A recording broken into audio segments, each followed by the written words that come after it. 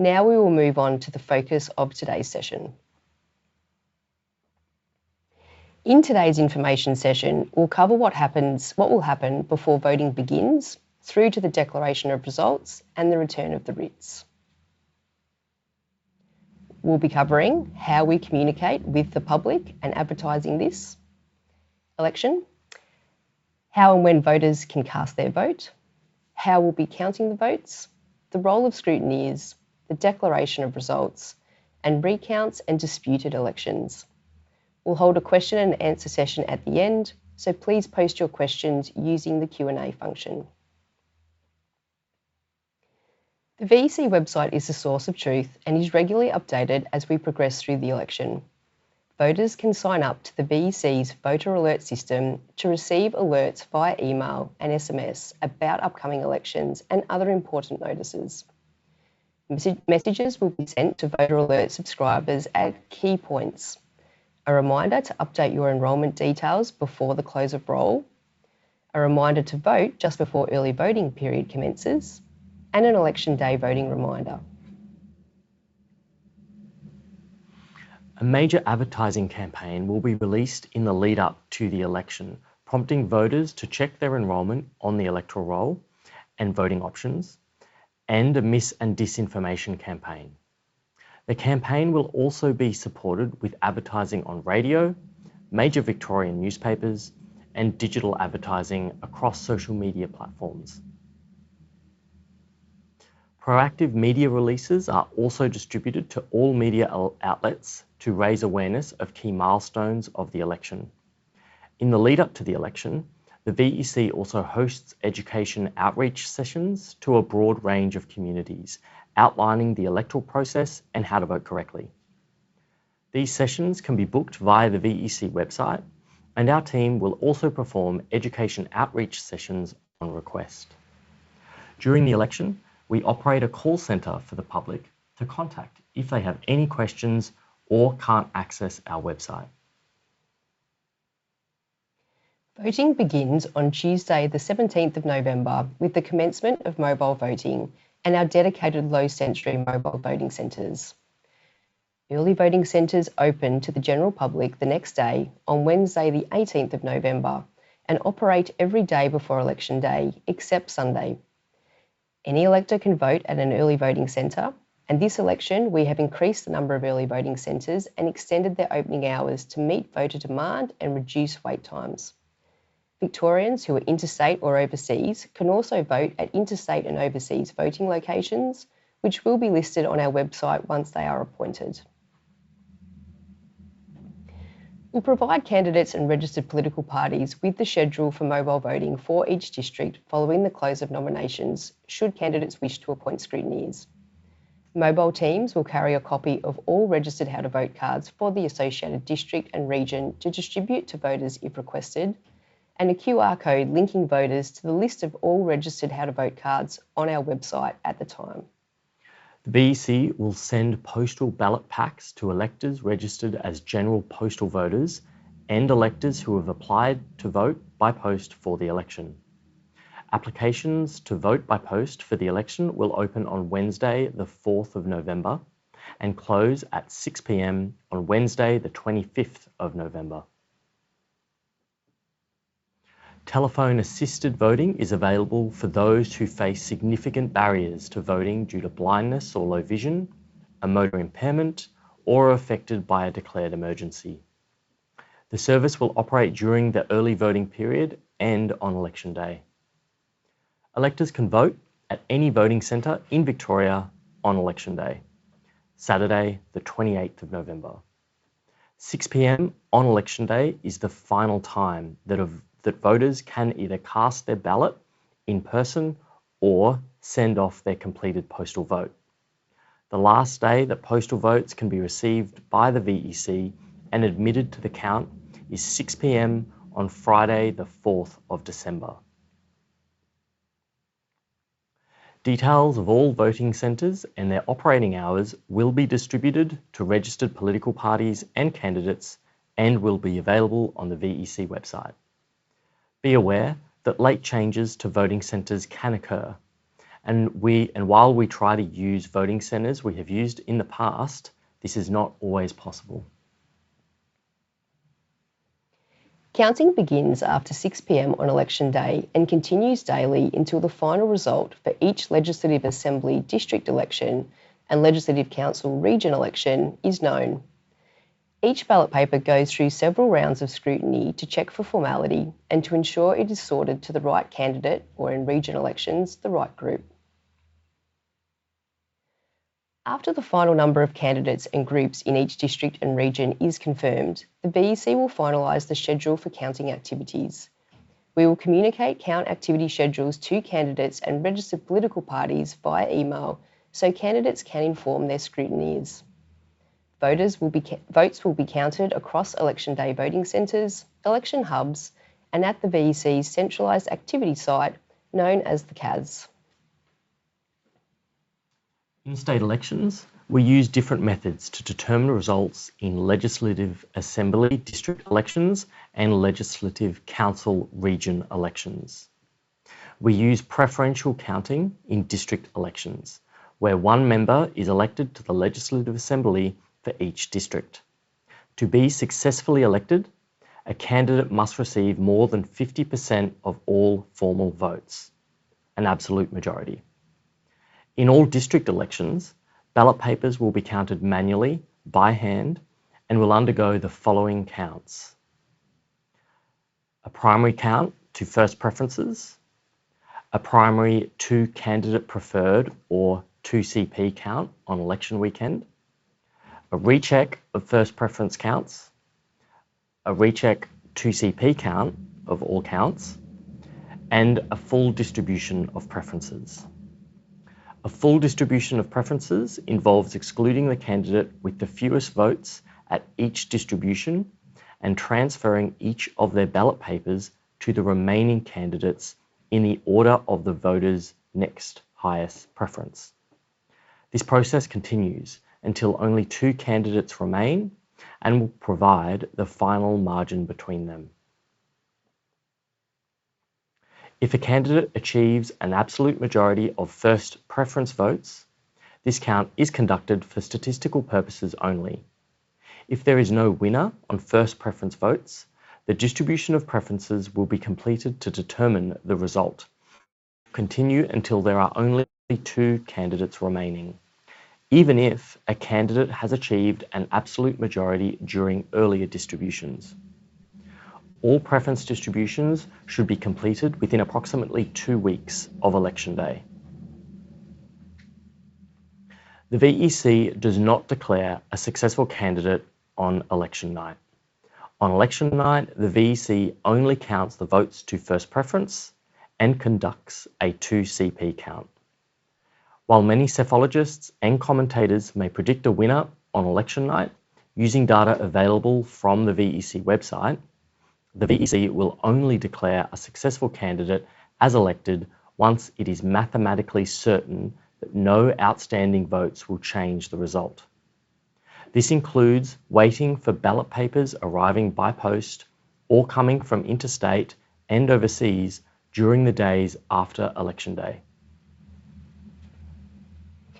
As it can take several weeks to get the official result in each district, a 2-candidate preferred count is conducted on each parcel of votes to provide an early indication of the likely result. Its purpose is to provide preference data to election analysts, candidates, registered political parties, and the media to allow them to predict the likely outcome in each district.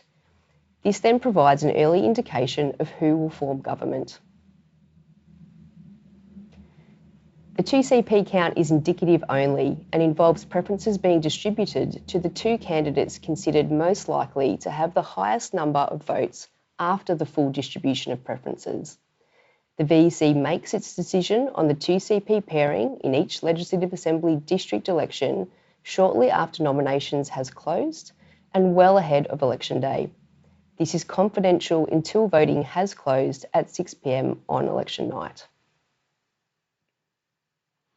2CP predictions have become more challenging as voter support patterns have shifted. Our 2CP predictions are made using the best available information along with political science and statistical modelling techniques.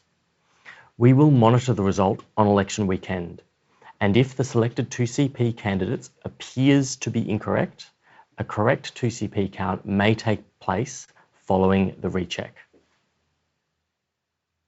The decision to make a correction is at the discretion of the VEC, and any correction remains a prediction that may not reflect the official result once known, especially as it is sometimes not possible to identify who will be the final two candidates until the distribution of preferences is completed. As the 2CP results do not affect the official results, the VEC's main focus after election weekend will be on determining the official results as soon as possible, prioritising the accuracy and completion of primary and recheck counts over these statistical counts. We use proportional representation counting in Legislative Council region elections, where 5 members are elected to the Legislative Council for each region. To be elected, candidates must receive a proportion of formal votes known as the quota. The quota is calculated by dividing the total number of formal ballot papers by 1 more than the number of candidates to be elected, and then adding 1 to the result and disregarding any remainder. For example, if there were 450,000 formal ballot papers for a region election, the quota for a candidate in that region to be elected would be 75,001 ballot papers. Ballot papers in region elections will first undergo a primary first preference count.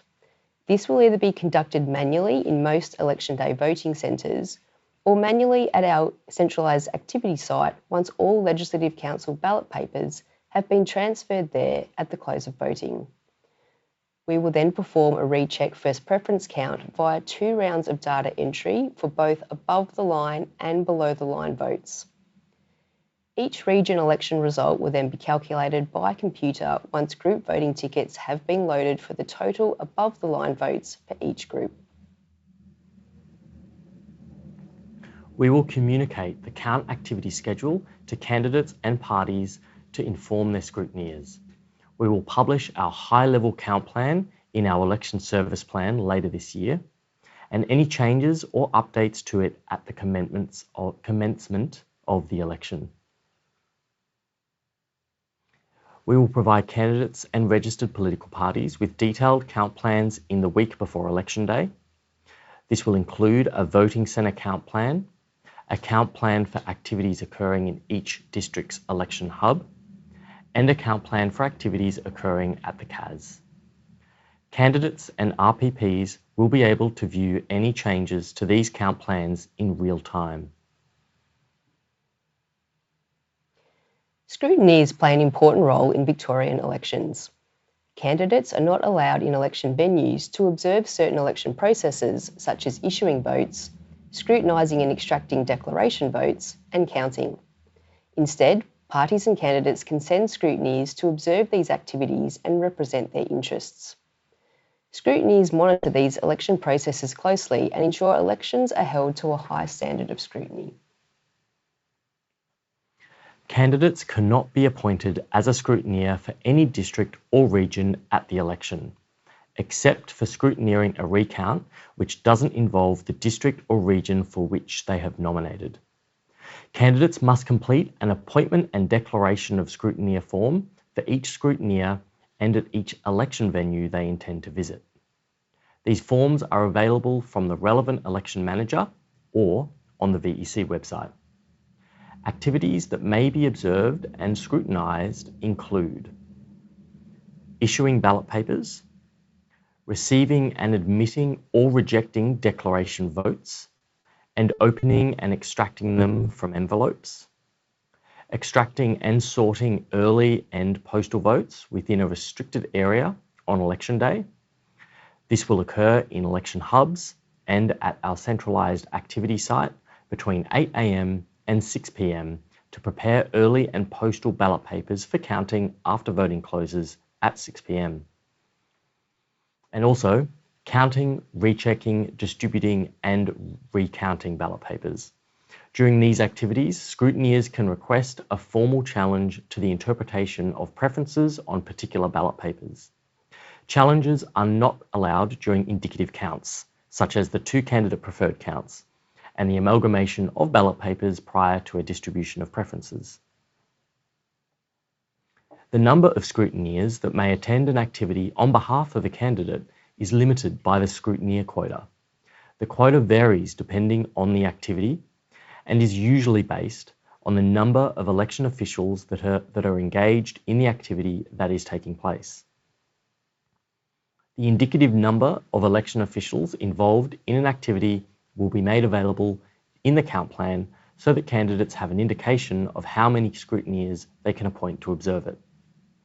For further information on the activities that scrutineers can observe, as well as information on quotas, please refer to the Scrutineer Handbook when it is published in August. Election managers are required to publicly declare the election results and announce the names of the successful candidates.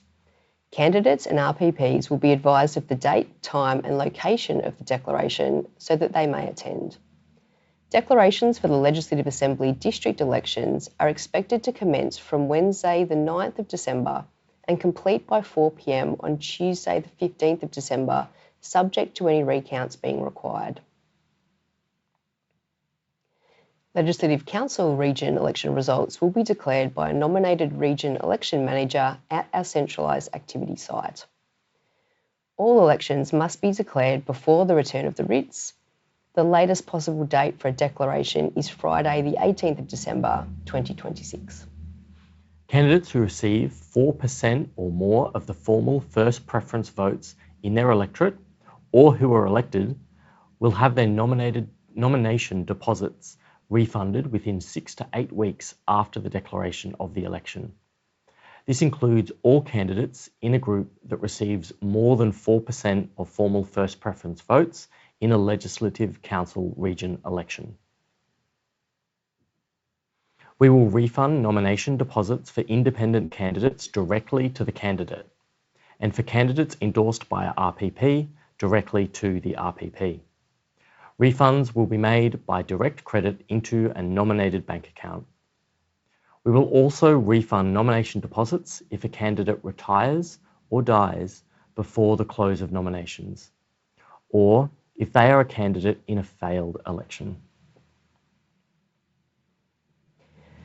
A recount may be performed if the result of an election is extremely close.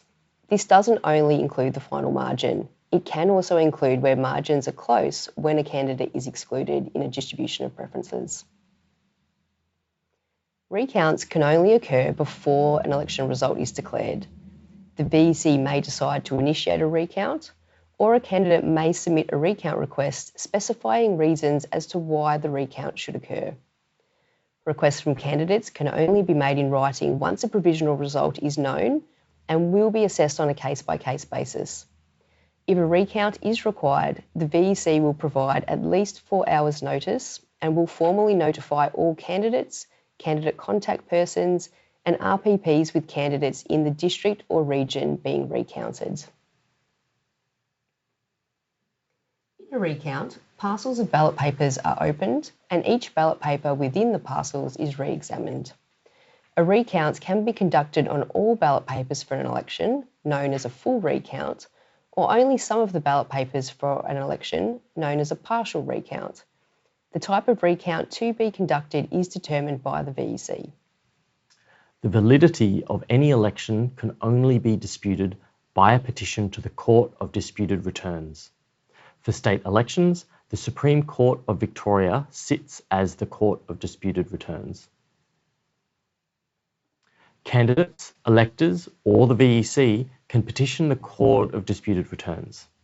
The petition must be filed with the prothonotary of the Supreme Court of Victoria within 40 days after the return of the writ. If you are considering a petition to the Court of Disputed Returns, you are strongly encouraged to seek independent advice. That concludes the deep dive into election operations for the 2026 Victorian state election. If you have any questions, please use the Q&A function now. If you are having trouble with the Q&A function, use the link posted in chat or email your questions to candidateservices@vec.vic.gov.au. For any questions that come through that relate to an individual circumstance or are of a technical nature, we will take them on notice and get back to you directly in the coming days. And now we'll go to the questions. So we've got our first question that has come through, and I'll just read it out.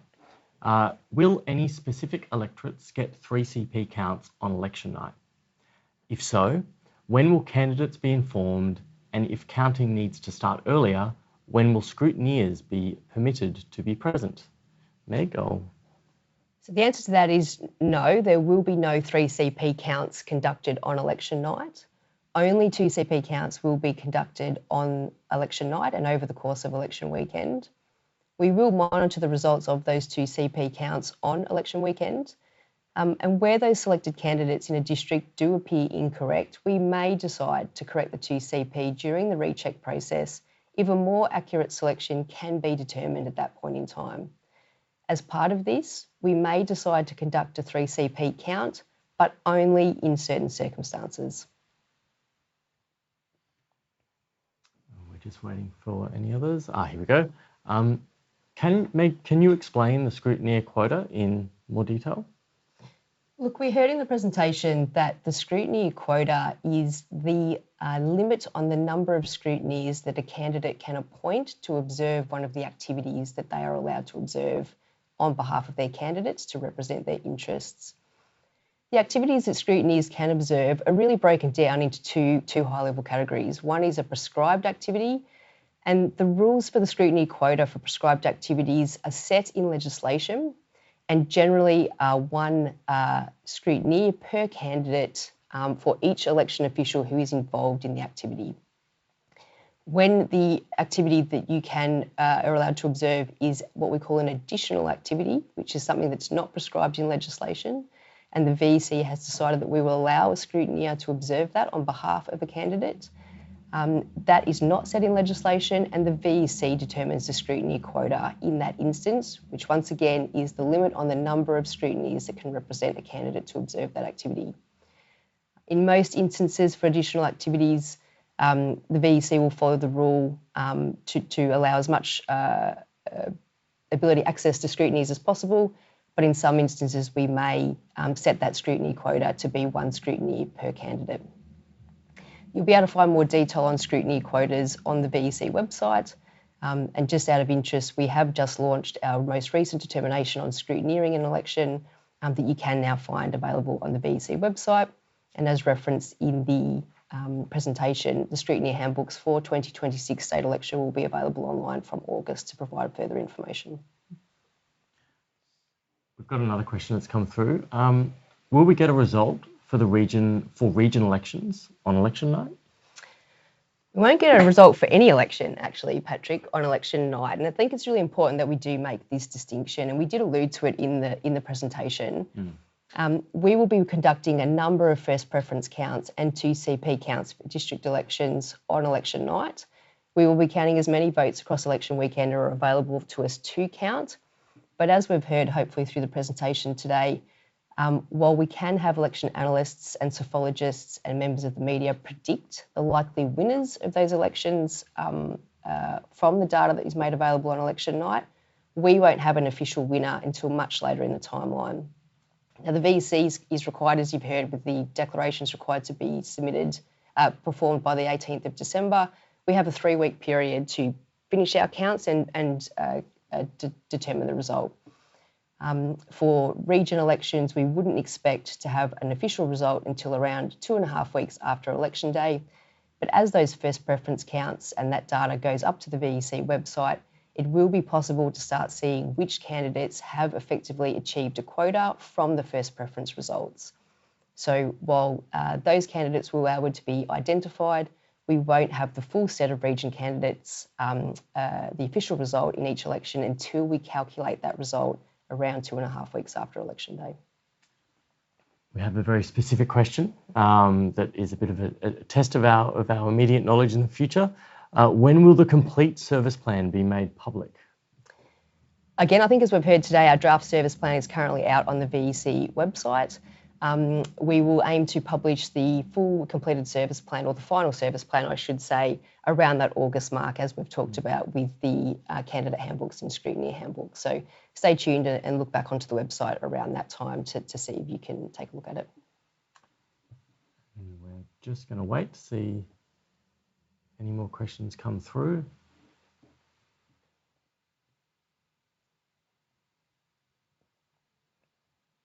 Appears we may have exhausted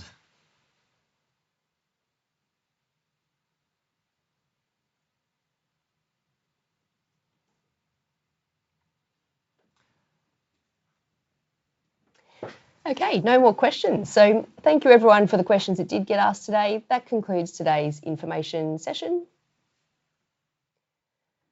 As we come to the end of the webinar, here are the key dates for this election and a reminder to see the information on the VEC website for guidance. Further information can be found in the candidate handbook and the scrutineer handbook when they are published in August, as we've said, and we will communicate all important updates with registered political parties and candidates ahead of and during the election.